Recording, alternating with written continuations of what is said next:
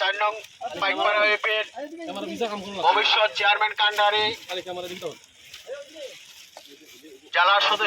সাবেক জেলা সদস্য মোহাম্মদ আইয়ুব আলী ভাইয়ের সুযোগ্য সন্তান জসিম ভাইকে উনি সর্বাত্মক সহযোগিতা করিতেছেন ওনার টিম নিয়ে আমাদের সাথে। আমরা নিজেরাই যদি পরিবর্তন হয়ে যাই, দেশটা পরিবর্তন হতে সময় লাগবে না।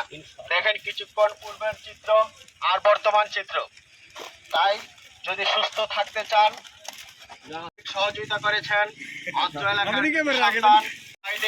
যারা আমাদের কাজে সর্বাত্মক সহযোগিতা করেও ওনারা উপস্থিত নাই।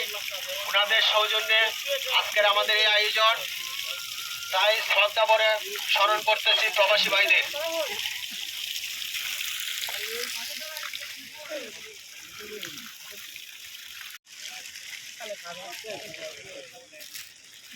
যদি সুস্থ থাকতে চান,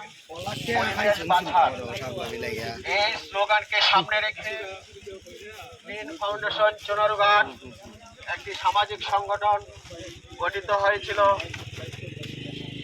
প্রায় বছরখানেক পর। পরিষ্কার কাজে নিয়োজিত রয়েছেন। আজকের এই আয়োজনকে যারা সর্বাত্মক সহযোগিতা করেছেন তাদের নাম মেনশন করা বলতে পারতেছি না।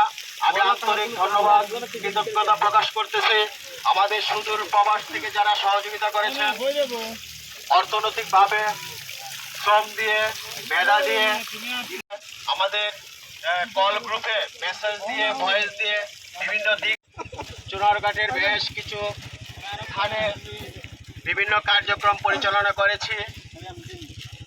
তারই ধারাবাহিকতায় আজকে ঐতিহ্যবাহী দেওন্দী চা বাগানের শাপলা বিলে বিভিন্ন দর্শনার্থীদের ফেলে যাওয়া যত্রতত্র ময়লা আমরা পরিষ্কার কাজে নিয়োজিত রয়েছি। বিভিন্ন না বলে মাদক মুক্ত দেশ গড়ি। আমরা মাদককে না বলে মাদক মুক্ত দেশ গড়ি।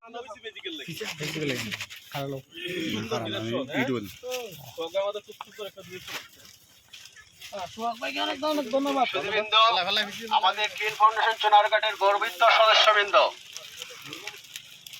আপনাদের মেশিন চালায় কারেন্ট খরচ করার কি দরকার? এটা চাইরা দিলে ও